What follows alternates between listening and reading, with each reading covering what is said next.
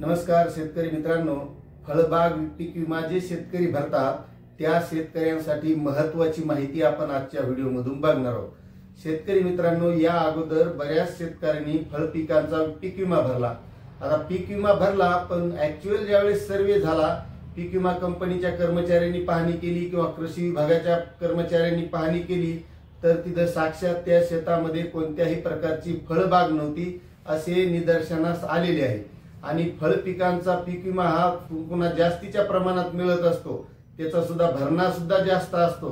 त्यामुळे शासनाने ही दखल घेतलेली आहे की आता जे शेतकरी पुनर्रचित फळबाग पीक विम्याच्या संदर्भात सहभाग नोंदवतात त्या शेतकऱ्याच्या शेतात ती फळबाग सुद्धा असणं गरजेचं आहे, त्याची पाहणी सुद्धा केल्या जाणार आहे।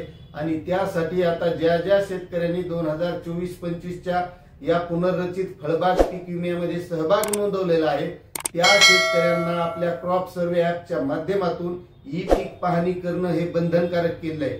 नुसतं ई पीक पाहणी बंधनकारकच नाही, तर ई पीक पाहणी केल्याच्या नंतर पीक विमा कर्मचारी म्हणजे त्या कंपनीचे कर्मचारी किंवा कृषी विभागाचे कर्मचारी स्वतः तिथं पाहणी सुद्धा करू शकतात। आणि जर तिथं फळबाग नसेल, त्यामुळे अशा शेतकऱ्यांनी पीक विमा सुद्धा बोगस भरू नये।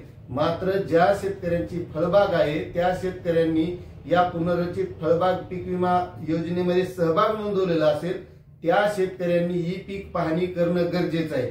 कारण क्रॉप सर्वे ॲपच्या माध्यमातून ज्यावेळेस तो शेतकरी ई पीक पाहणी करील त्याच वेळेस त्या शेतकऱ्यांच्या शेतात सुद्धा पाहणी होईल आणि त्यावेळेस तिथे जर फळबाग असेल आणि त्या शेतकऱ्यांचं नुकसान झालेलं असेल तर त्या शेतकऱ्यांना पीक विमा हा फळ पीक विमा मंजूर होऊ शकतो। नसतात बरेचसे शेतकरी हे बोगस पीक विमा भरत आहेत, त्यामुळे 25 एप्रिल पर्यंत ही ई पीक पाहणी करणं शासनानं बंधनकारक केलेलं आहे। त्यामुळे ज्या शेतकऱ्यांनी फळ पीक विम्या संदर्भात अर्ज केलेले असतील त्या शेतकऱ्यांनी आता आपल्या शेतात जाऊन ई पीक पाहणीचा सर्वे करून घ्यायचा आहे आणि ई पीक पाहणी जे पीक जेवढं क्षेत्र असेल तेवढंच नोंद करणं गरजेचं आहे। कारण पाहणीमध्ये कोणतीही तफावत आढळल्यास त्या शेतकऱ्याचा अर्ज बाद सुद्धा होऊ शकतो आणि त्या शेतकऱ्याला पीक विम्यापासून वंचित राहावं लागेल।